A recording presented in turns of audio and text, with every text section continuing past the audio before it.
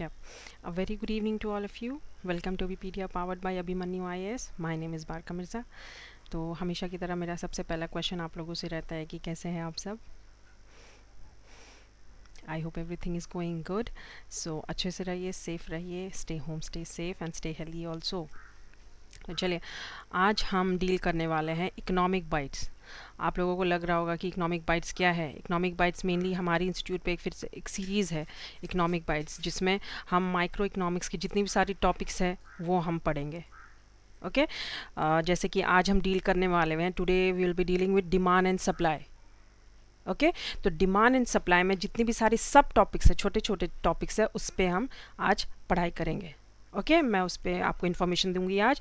Mainly will be dealing with what is demand, what are the assumptions of demand and what are the exceptions और limitations of demand. Okay in economic bytes. चलिए, before we move forward, as you all know कि हमारे institute पे all the courses available हैं, whether it's paid of all full subject wise course हो या full course हो या paid course हो, सारे कोर्सेज अवेलेबल हैं. तो वीडियो के बाद आप डिस्क्रिप्शन बॉक्स पे जाइए, review our portal, you will get each and every information available over there. Okay and हमारा व्हाट्सएप ग्रुप भी है एंड टेलीग्राम चैनल भी है, ओपन किया गया. वीडियो के बाद आप डिस्क्रिप्शन बॉक्स पे जाइए, वहाँ हमारा व्हाट्सएप ग्रुप का लिंक दिया हुआ है, वहाँ पे जाके आप हमारा ज्वाइन कर सकते हैं, हमारा व्हाट्सएप ग्रुप और टेलीग्राम चैनल. इससे क्या होगा, आप लोगों को सारी नोटिफिकेशंस मिल जाएगी कि कौन सी लेक्चर्स कब होने वाली हैं. Okay and last thing, important thing, if you are new to our channel, please subscribe कीजिए हमारे चैनल को, press the bell icon. Whenever we will have a lecture you will get the notification and ज़्यादा से ज़्यादा share कीजिए हमारे session को. बस यही बोलूँगी कि ज़्यादा से ज़्यादा शेयर कीजिए ताकि other students will also be a part of our session. Okay तो चलिए, without wasting any time start करते हैं हमारा आज का session. Yeah, see, demand. Yeah, what is demand? Demand actually होता क्या है? Demand हम हिंदी में बोल सकते हैं मांग, किसी चीज़ की मांग करना, है ना, उसको हम डिमांड बोलते हैं. Mainly the most important factor responsible for demand are the present and potential consumers in the market. Consumers, है ना, मांग कौन करता है? जो अवेलेबल कस्टमर्स है मार्केट में, जो कंज्यूमर्स है, वही मांग करते हैं ना, तो उसको क्या हम बोलते हैं? डिमांड करना. ओके एंड सप्लाई क्या हो जाता है? सप्लाई मींस जो हमारी मांग को पूरा करते हैं, पूर्ति करते हैं, मेनली दी सेलर्स और the producers in the market. Okay तो आज हम क्या पढ़ने वाले हैं? डिमांड के बारे में आज हम पढ़ने वाले हैं. दैट इज़ मांग. हमारी डिमांड्स क्या रहती है, हमारी डिज़ायर्स क्या रहती हैं, mainly related to the customers और प्रेजेंट पोटेंशियल कस्टमर्स और कंज्यूमर्स. ओके मैं आपको सबसे पहले ये बता दूं कि the law of demand and law of supply, ये जो नाम फर्स्टली कौन यूज़ किया गया था, किसने यूज़ किया था? The name demand, law of demand and law of supply is first used by Alfred Marshall. Alfred Marshall ने यूज़ किया गया था. ओके चलिए देख लेते हैं. Demand is the quantity demanded of a commodity which the consumers are willing and able to purchase at various prices during a given period of time. Demand एक ऐसी चीज़ है जो कस्टमर्स है मार्केट में, जो प्रेजेंट एंड पोटेंशियल कस्टमर्स है, are willing means क्या हो गया? रेडी टू परचेज, रेडी हो जाते हैं वो लोग. प्राइस फ्लक्चुएशंस हो, ऊपर नीचे हो, कोई भी हो, लेकिन मेन कंज्यूमर्स क्या है, उनको लेना है, ready to purchase at various prices कैसी भी ऊपर नीचे हो, बट वो रेडी रहते हैं at a given period of time कोई भी प्रोडक्ट एंड सर्विसेज को लेने के लिए. उसे हम क्या बोलते हैं? Demand. okay consumers desires to purchase goods and services. desire means क्या हो गया? a strong feeling, mainly हम बोल सकते हैं ना, a strong feeling for waiting something. किसी चीज़ की हम बहुत शिद्दत से वेट करते हैं, है ना, मीन्स ये चीज़ हमें मिल जाए, डिज़ायर, हमारी डिज़ायर पूरी हो जाए, उसे क्या बोलते हैं हम? डिज़ायर. मेनली कोई एक स्ट्रॉन्ग फीलिंग हो जो हम चाह रहे हैं कि वो हो जाए, उसे क्या बोलते हैं हम? डिज़ायर. ठीक है, किसी चीज़ की वेट करते हैं. तो क्या कंज्यूमर्स के अंदर कोई भी चीज़ अगर देखते हैं हम, अगर हमें अच्छा लगता है तो हम सोचते हैं एक मिनट के लिए कि काश मेरे पास भी होता वैसा, है ना। तो कंज्यूमर का मेन क्या होता है, डिज़ायर्स। तो अगर जब डिज़ायर उसके अंदर आ जाती है, जो वांट वो आ जाती है, तो उस वांट को लेने के लिए, डिमांड को पूरा करने के लिए वो कोई भी प्राइजेस विलिंग रेडी रह जाते हैं गुड्स एंड सर्विसेज को खरीदने के लिए। ओके, तो ये क्या हो गया हमारा डिमांड। ठीक है, चलिए मैं बता दूं लॉ ऑफ डिमांड स्टेट्स क्या करती है। ये हो गया हमारा प्राइस, ये हमारा हो गया क्वांटिटी डिमांडेड। ओके,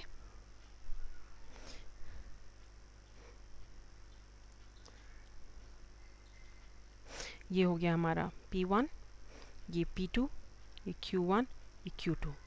ओके, और ये क्या हो गया हमारा डिमांड कर्व। मेरी ड्राइंग उतनी इसमें,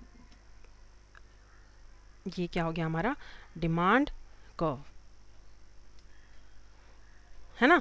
price decreases, demand increases, means क्या हो गया, लॉ ऑफ डिमांड क्या स्टेट करती है, लॉ ऑफ डिमांड ये स्टेट करती है कि जब भी प्राइस डिक्रीज होगी तो ऑटोमेटिक डिमांड इंक्रीज होगी, है ना। There is always an inverse relationship between the quantity demanded and it's price, है ना। ये क्या हो गया हमारा law of demand. For an example मैं बता दूं कि अगर मॉल में हम जाते हैं तो वहाँ पे नॉर्मल सी बात है कि प्रोडक्ट्स जो है वो बहुत हाई रेंज में एक्सपेंसिव रहती है, ठीक है। लेकिन वही सेम प्रोडक्ट्स जब सेल हो जाता है, जब मॉल में सेल चलता है, दैट इज 20% हो या 30% हो या 40% हो, तो उस टाइम क्या हो जाता है, जो 1000 की जो चीज़ें हैं, जो 1000 की प्रोडक्ट एंड सर्विसेज है या जो 1500 की प्रोडक्ट एंड सर्विसेज है, उस टाइम सेल के टाइम में क्या हो जाता है, वही प्रोडक्ट एंड सर्विसेज 500 to 600 में मिलने लगती है सेल के टाइम में, जब ये सेल लग जाती है।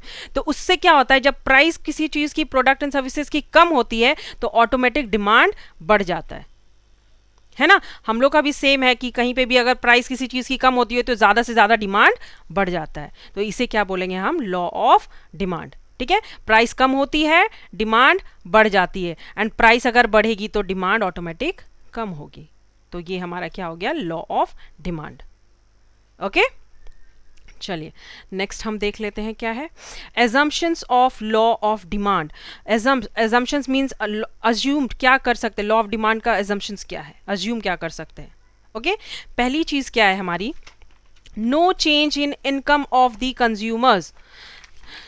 There should no change in the income of the consumers. जो कंज्यूमर्स की जो इनकम है उसमें फ्लक्चुएशंस नहीं आनी चाहिए। इंक्रीज इनकम में इंक्रीमेंट या डिक्रीमेंट नहीं होनी चाहिए। रिमेन शुड रिमेन कांस्टेंट, जैसी है वैसी रहनी चाहिए। ओके, जैसी है वैसी रहनी चाहिए। क्यों? क्योंकि अगर इनकम ऑफ द कंज्यूमर्स बढ़ेगी, तो अगर इनकम ऑफ द कंज्यूमर्स बढ़ेगी तो डिमांड भी कंज्यूमर्स के तो बढ़ेंगे, है ना। Demand will also increase without any, मतलब कोई despite of increase in the price of the commodity, है ना, of increase in the price of the commodity. ये क्या हो गया हमारा, इनकम ऑफ द कंज्यूमर्स। अगर इनकम फ्लक्चुएशंस, इनकम अगर कंज्यूमर्स की इनकम और इंक्रीज होगी या डिक्रीज होगी तो मेन इफेक्ट किस पे पड़ेगा, डिमांड। अगर इनकम बढ़ेगी तो कंज्यूमर की डिमांड भी बढ़ेगी without any, despite of relay, मतलब प्राइस इंक्रीज हो रही है उससे कुछ फर्क नहीं पड़ता है, price remains constant, but demand बढ़ जाएगी, प्राइस इंक्रीज हो या डिक्रीज हो। अगर इनकम ऑफ द कंज्यूमर्स बढ़ेगी तो प्राइस पे इसका इफेक्ट पड़ेगा। इसके लिए assumptions of law of demand क्या है, there should no change in the income of the consumers, it should remain constant, जैसी है वैसी रहने देना है। okay, second we have no change in size of composition of the population, the most important factor। assumptions ये दिया गया है law of demand की कि there should not be any change in the composition of the population। ठीक है, population में भी अगर इंक्रीमेंट होती है तो अगर पॉपुलेशन इंक्रीज होगी, पॉपुलेशन अगर इंक्रीज होगी तो डिमांड भी तो इंक्रीज होगा, है ना। पॉपुलेशन इंक्रीज होगी तो demand of various goods and services भी इंक्रीज होगी, और अगर demand of various goods and services increase होगी तो prices of the products and services भी तो इंक्रीज होगी। तो वो पॉपुलेशन पे डिपेंड है। अगर पॉपुलेशन इंक्रीज होगी तो demand of various goods and services भी इंक्रीज होगी एंड प्राइस भी ज्यादातर, अगर डिमांड बढ़ेगी तो नॉर्मल सी बात है, प्राइस भी बढ़ेगी। है ना। और लॉ ऑफ डिमांड क्या स्टेट्स करता है कि जब price of the product and services कम होती है तो डिमांड बढ़ती है, बट इसके लिए बोला गया है कि there should not be a change in composition of the population, जो है वो रिमेन कांस्टेंट रहना है, रिमेन स्टेबल रहता है, ओके, इंक्रीज और डिक्रीज नहीं होना है। Okay, the third we have no changes in consumer taste preference etc. There should not change in the consumer taste. The consumer का जो present and potential customers है, जो market में जो customers है, consumers है, उनके taste, preference, design, fashion, इन सब में भी कोई changes नहीं आनी चाहिए। अगर changes आएगी तो ये directly किसको affect करेगी? The functionality of the market. ये किसको इफेक्ट करेगी? The functionality and validity breaks. इससे क्या होगा? अगर टेस्ट, प्रेफरेंस, डिजाइन्स, फैशंस में अगर चेंजेस होगी या ऊपर नीचे फ्लक्चुएशंस होगा तो ये डायरेक्टली किसको इफेक्ट करेगी? The well system of the market, है ना। सिस्टमाइज्ड मार्केट में जो सिस्टम्स किया गया है उसको इफेक्ट करेगी। एंड वैलिडिटी, जो प्रेजेंट एंड पोटेंशियल जो इजिली एक्सेप्टेबल, लीगली एक्सेप्टेबल कर रहे थे वो चीज नहीं हो पाएगी। तो इसके लिए बोला गया है there should no changes in the consumer taste, preference, designs, fashions, जो भी हम बोल सकते हैं। ये भी एक अजम्पशंस है ऑफ लॉ ऑफ डिमांड की, okay. And fourth we have no expectation of a price change in future.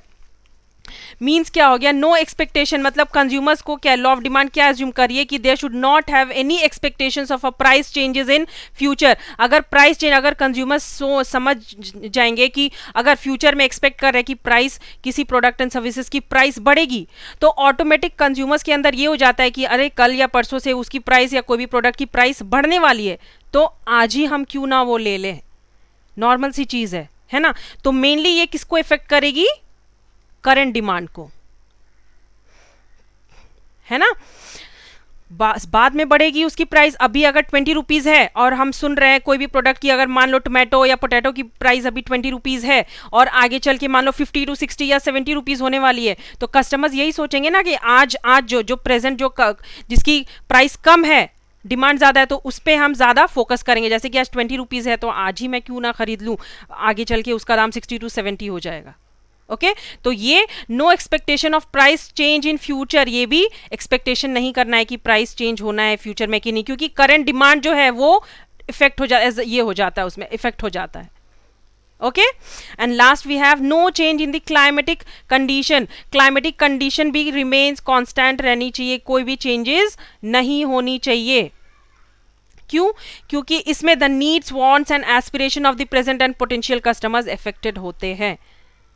तो इसके लिए बोला जाता है there is no change in the climatic condition, okay. तो ये क्या हो गया हमारा assumptions of the law of demand. Assumptions, price कैसे इंक्रीज होता है या डिमांड डिक्रीज होता है, इनकम को लेके या पॉपुलेशन को लेके या टेस्ट प्रेफरेंस या फ्यूचर एक्सपेक्टेशंस या क्लाइमेटिक कंडीशंस, ओके। देन हम उसके बाद चलते हैं हमारा एक्सेप्शंस और limitations of law of demand. Exceptions और लिमिटेशंस क्या हो गया? चलिए हम पहला देख लेते हैं।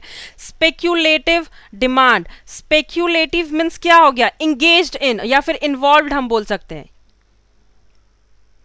या फिर इन्वॉल्व बोल सकते हैं। चलिए पढ़ते हैं स्पेक्यूलेटिव डिमांड।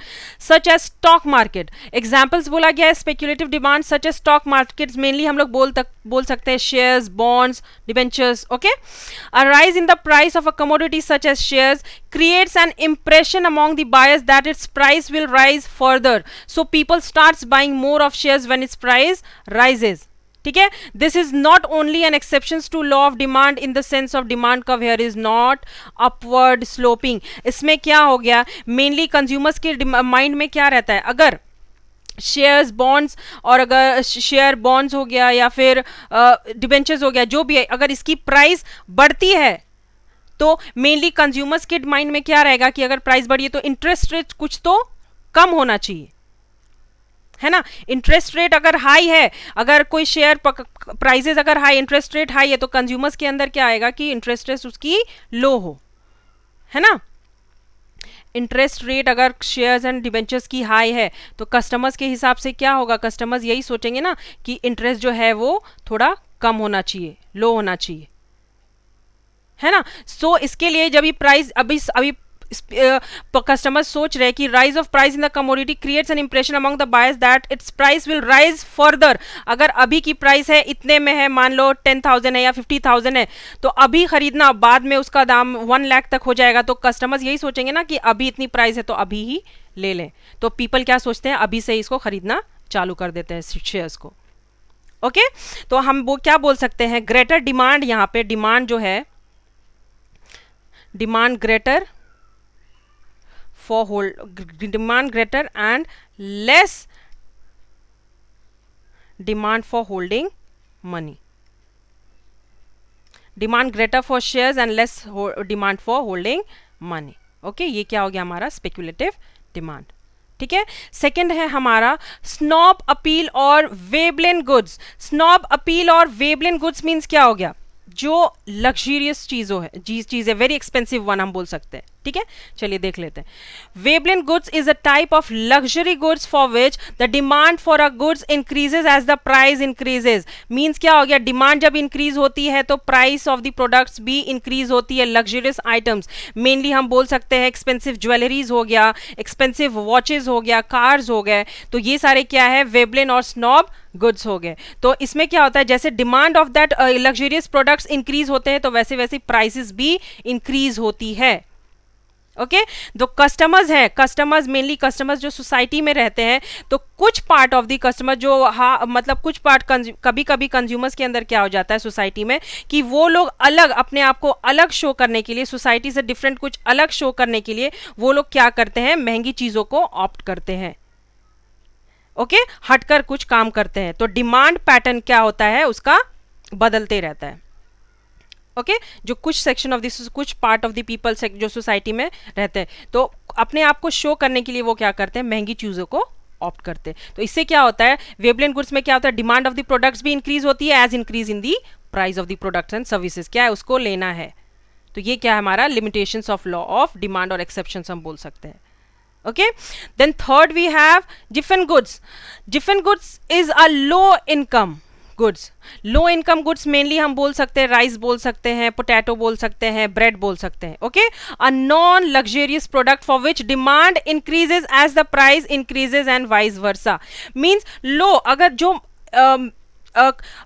इंपॉर्टेंट चीजें, इसेंशियल चीजें हैं जो रोज का है आपको, जैसे कि चावल, राइस हम लोग का रोज का डेली का है ना, तो बिना चावल का आप रह सकते हो क्या? हर सारे जितने भी हरे घर में आप देखो चावल, पोटैटो, आलू, ये सब मेन चीजें हैं।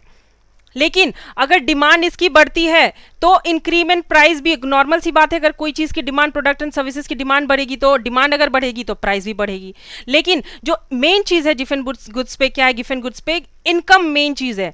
अगर income of the consumers dependent है, मेन इनकम अगर है मेरी 50,000, अगर मान लो मैं एग्जांपल 40 राइस है जो 40 केजीज पहले था, अभी 43 केजीज है, ठीक है, लेकिन प्राइस आहिस्ते आहिस्ते अगर 40 केजीज है, 43 केजीज है, तो प्राइस भी तो उसकी ऊपर नीचे होगी।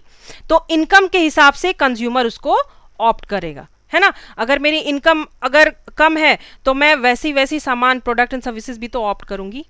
तो उसी में हम गुजारा करना है इंसान को, ठीक है, लिविंग और स्टैंडर्ड वैसी रखना है एज रिलेट्स टू हिज और हर इनकम।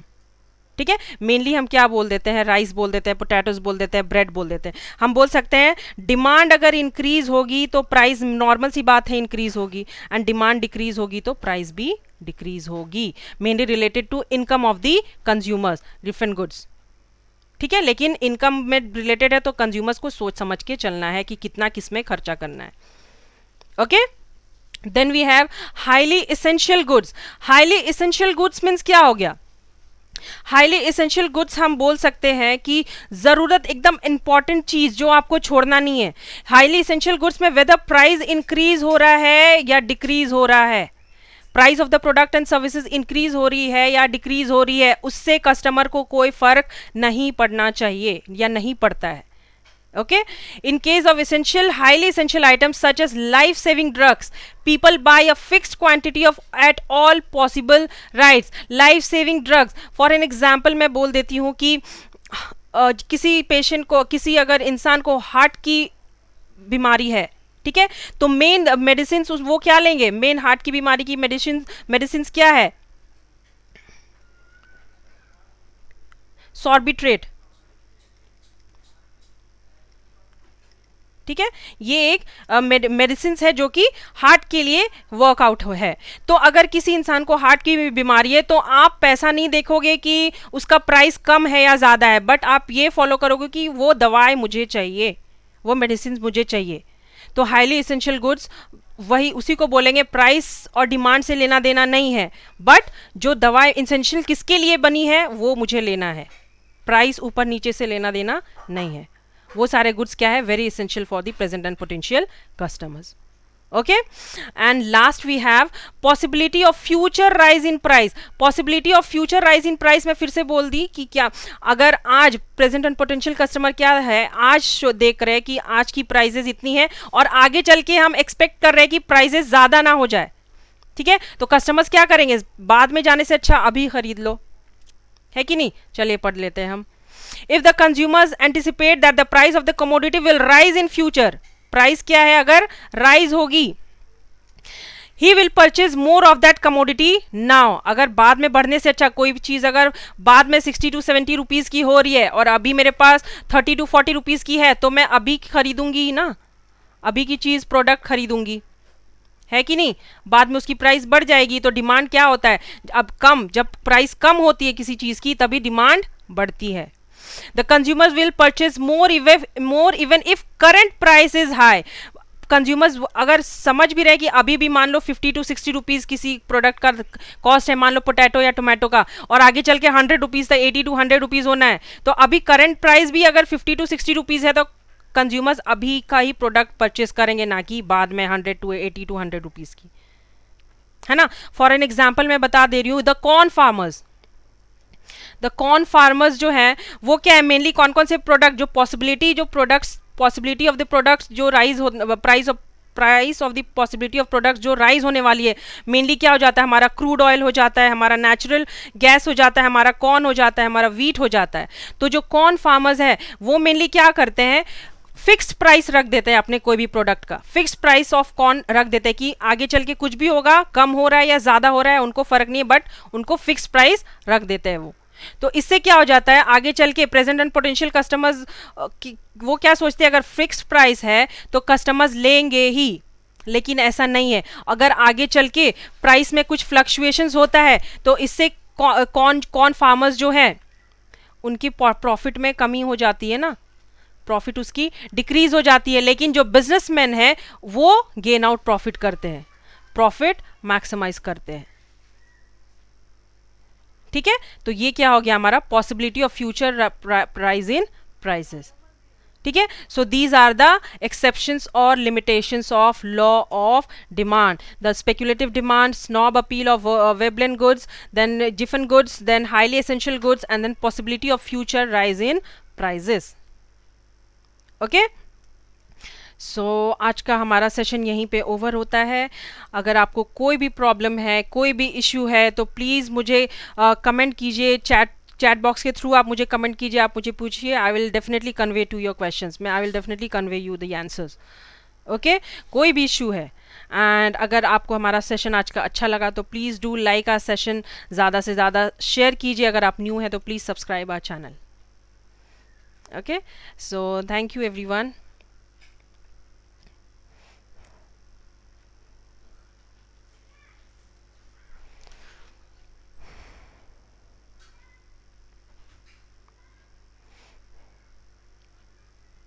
Bye.